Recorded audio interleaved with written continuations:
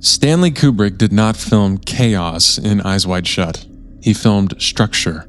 Most people remember the masks, the chanting, the shock of the images, but the real subject sits underneath that surface.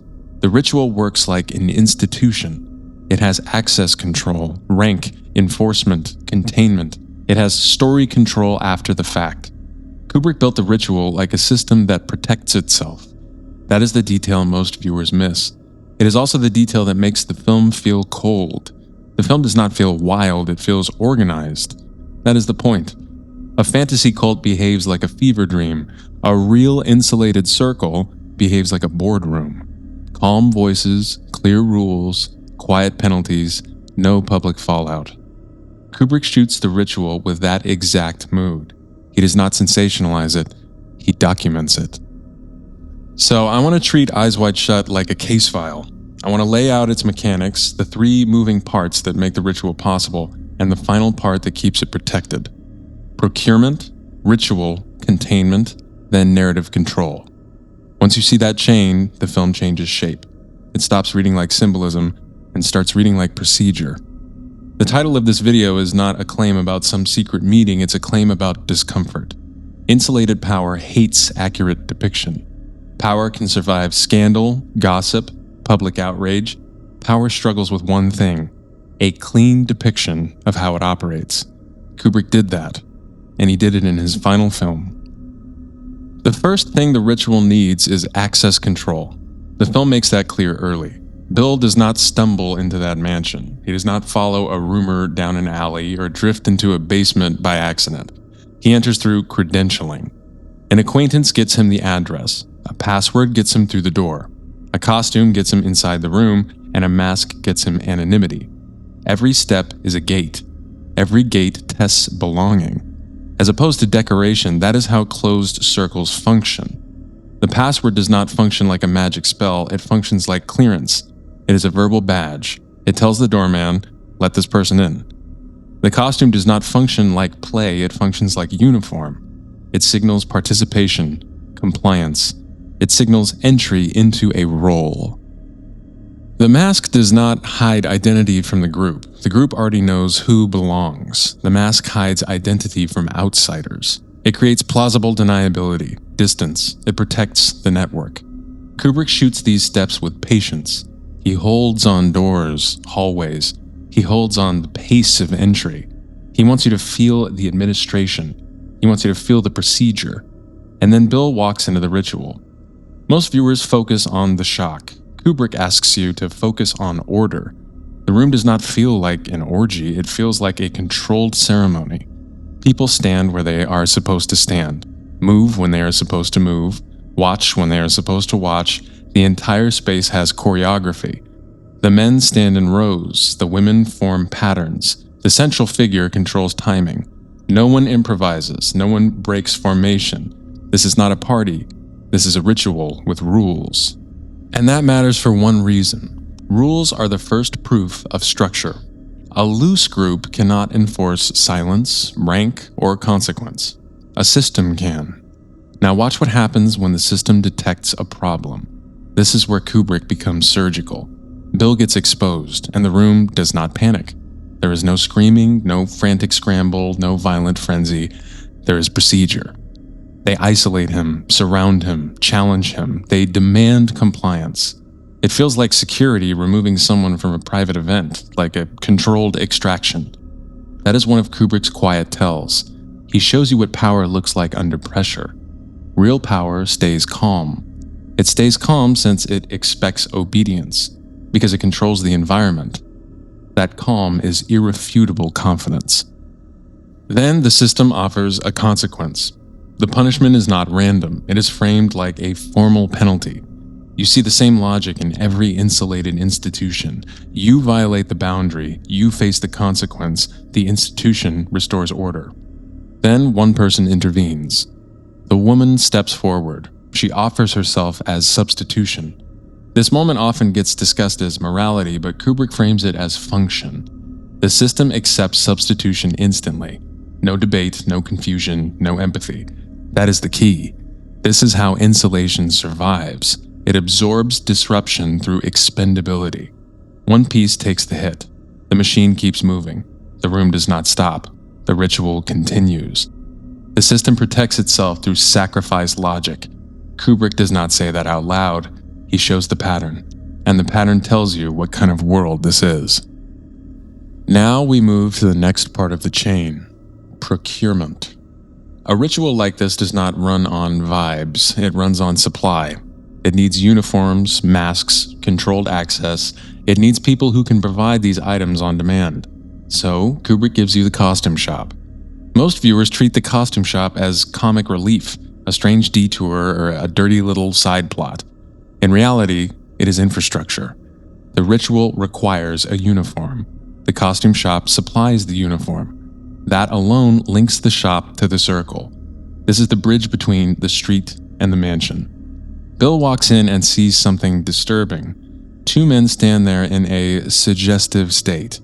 A young girl stands with them. She is dressed in a way that reads as display.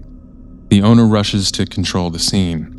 Kubrick does not present this as random filth. He presents it as a transaction environment. The shop does business in costumes. The shop also trades in access. The owner does not react like a father. He reacts like a manager protecting inventory. He tries to smooth it over, close the deal. He tries to keep Bill moving. Then the girl runs to Bill. She whispers in his ear, and the words matter. You should have a cloak lined with ermine.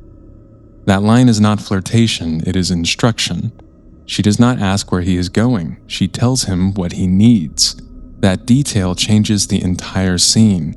It suggests knowledge, familiarity with the uniform, familiarity with the ritual's requirements. Ermine is not a random word. Ermine signals status, rank. It is a material tied to royalty and ceremony. So the girl is not only present, she speaks the language of the system. She speaks like someone inside the pipeline. Kubrick does not underline this. He lets it sit there like a clue. The girl knows the uniform code. The owner runs the supply point. The men in the scene read like clients. The whole shop reads like a junction. This is procurement. Now look at how Kubrick structures the implication.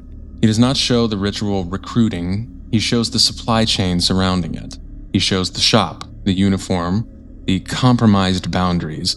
He shows a child with inside language. This is not a random, dirty scene, it is placement. It tells you the ritual does not exist in isolation. It has a support network. And this is where Kubrick's precision starts to feel like embedded knowledge. He knows where to put the ugly part. He puts it upstream. He does not place corruption only at the mansion, he places it in the services that feed the mansion. That reads like institutional thinking.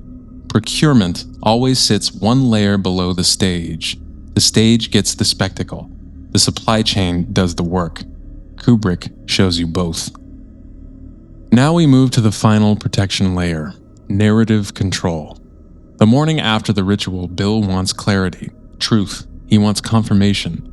And he runs into the oldest defense system in elite circles. A powerful person tells him what happened. Victor Ziegler does not confess. He manages. He does not answer questions cleanly. He reframes the questions. He does not concede the threat. He reduces it. He tells Bill that the woman was a problem already, that the danger was exaggerated, that Bill misread the whole thing.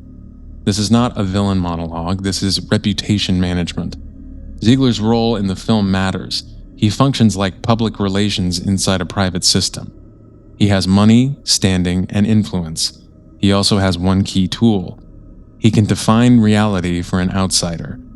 That is how insulated systems stay insulated. They do not only enforce with threat, they enforce with story. They tell you what you saw, what it meant, what it did not mean. Then they tell you that your fear is childish, and they do it in a calm voice. That calm voice becomes the real weapon. The ritual threatens Bill directly. Ziegler threatens Bill indirectly. Indirect threat carries more power in these circles. It signals reach, immunity, and consequence without visible force. This is why the film feels so cold. Kubrick shows violence without blood. He shows dominance without fists. He shows danger through tone and access. Now step back and look at the full chain again. Bill reaches the ritual through credentials. The ritual enforces rank. A substitute absorbs disruption. The shop supplies the uniform and hints at the pipeline. Then Ziegler rewrites the event and closes the file. That is not a dream logic chain, that is institutional logic. And it is the strongest reason the film still unsettles people. The ritual sequence shocks viewers once, the institutional chain haunts viewers forever. You can forget masks and cloaks. You cannot forget the feeling of a system that stays protected. Now we land the title. Why would elites hate Kubrick? Not for showing decadence. Decadence can be dismissed as fantasy. Decadence can be blamed on audience imagination. They hated him for revealing operations. He shows access gates, uniform culture, rank enforcement, substitution as containment, procurement as infrastructure, sacrifice, abuse, and story control as protection. Those details make the circle feel real. Kubrick gives you a depiction that refuses to behave like entertainment. He shoots it like documentation. He also frames Bill as the perfect subject for this case study. He is not a hero, not an investigator, nor a crusader. He is a man with status in normal life. He has money, education, respect. Then he enters a higher circle and becomes nothing. That is another institutional tell. Status is not universal. Status is local. Bill's status works at his job. It works at parties like Ziegler's. It fails inside the mansion. He does not know the codes, the language, the supply joints. He tries to improvise and the system detects him. That is a clean depiction of hierarchy. So the film is not only about forbidden acts, it is about stratified reality. Bill learns that the world has floors. Some floors do not allow him entry. Some punish him for even looking. Kubrick builds that idea without speeches. He builds it through structure. He makes you watch a man get processed by a system. And the most terrifying part is how politely it happens. The doorman speaks calmly. The ritual enforcers speak calmly as well. Ziegler speaks calmly. The film shows a world where power never raises its voice, because it never has to. The ritual behaves like a closed institution. The costume shop behaves like procurement. The sacrifice behaves like containment. Ziegler behaves like narrative control. That is the case. Now we finish with the real sting. Kubrick died right after completing this film. He did not get to oversee its final release. The film arrived with edits and controversy. People still argue over what was cut. That controversy fits the film's own subject. A film about insulation enters the world through insulation. A film about control arrives through control. That does not prove a plot. It proves the atmosphere Kubrick captured. It shows how closed circles protect themselves, how they contain disruption, how they rewrite events. It shows how they keep an outsider confused. And it shows one more detail, quietly, in a costume shop. A young girl whispers advice about the correct cloak. She speaks like a person who knows the dress code, like a person close to the pipeline. Kubrick did not need to say it out loud. He embedded it in the process. That is why the film still feels radioactive. It does not read like fantasy. It reads like a secret map you were never meant to see. Thank you so much for watching. Please consider subscribing for more breakdowns just like this.